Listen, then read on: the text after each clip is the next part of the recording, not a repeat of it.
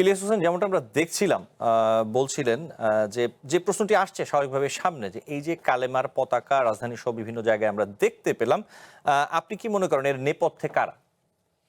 এটা তো আপনি যারা ইন্টারভিউ দিয়েছে আপনার নিউজে যা দেখলাম, তারাও কিন্তু অনেকটা ভাষা ভাষা বলেছে এবং বিষয়টা একেবারেই নতুন। এখন এর নেপথ্যে কারা থাকবে? যারা ধরেন সুবিধাভোগী হবে এবং বাংলাদেশকে অসুবিধায় ফেলতে চায় তারাই থাকবে।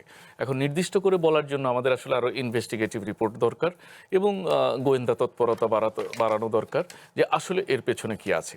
তবে আলামত যেটি দেখা যাচ্ছে, এটা আসলে আমার মতেও খুব ছোট করে দেখার কিছু না।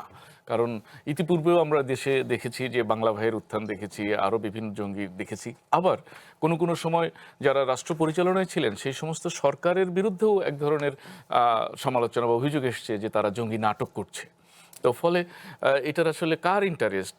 অনেক সময় দেখা যাচ্ছে যখন সরকার নিজে নাটক করছে এরকম অভিযোগ যখন এসছে আগে, তখন ধরে নেওয়া হয়েছে যে তাহলে জঙ্গি তৎপরতা আছে এটা বলে যারা একটু ইসলামী রাজনীতি করেন বা ধর্মীয় রাজনীতি করেন তাদেরকে একটু কোণঠাসা করা, বিপদে ফেলানো, এক ধরনের জন আতঙ্ক তৈরি করে যে যখন সরকার তাদেরকে ধরার জন্য ব্যবস্থা নেবে তখন স্বাভাবিকভাবে জনমত তাদের পক্ষে থাকবে।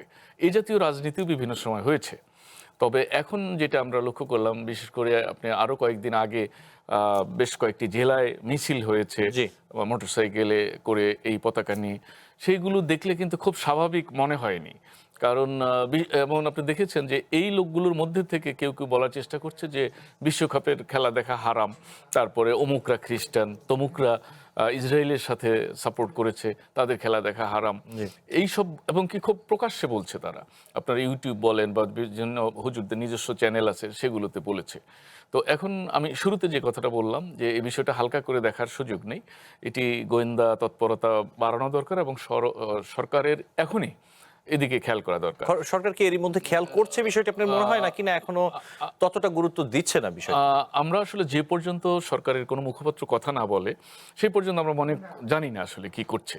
কিন্তু এই সাধারণ সেন্স থেকে এটি আসে যে প্রতিদিন কিন্তু গোয়েন্দা তৎপরতা, আপনার যারা একদম প্রত্যন্ত অঞ্চলে, থানা অঞ্চলে যে গোয়েন্দারা আছে এবং ঢাকা সহ বিভিন্ন শহরে যারা আছে, তাদের কিন্তু রুটিন ওয়ার্ক আছে। প্রতিদিন নতুন কি দেখলো সেটা নিয়ে রিপোর্ট তার কর্তাদের কাছে করা।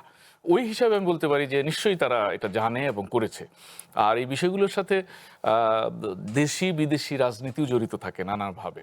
তো ফলে বলার মতো একটা পর্যায়ে না গেলে হয়তো সরকার বলবে না, বা এটার জন্য হোম মিনিস্টার হয়তো সময় মতো পাচ্ছে না, গণমাধ্যম কর্মীরা হয়তো জিজ্ঞেস করে ফেলবে এটা কি, তখন অথবা বিষয়টি বলবে। এমন পর্যায়ে রয়েছে, হয়তো বা তিনি একটি ম্যাচিউর পর্যায়ে গেলে পর্যাপ্ত তথ্য আসলে হয়তো বা বলবেন, সেটাও হতে পারে।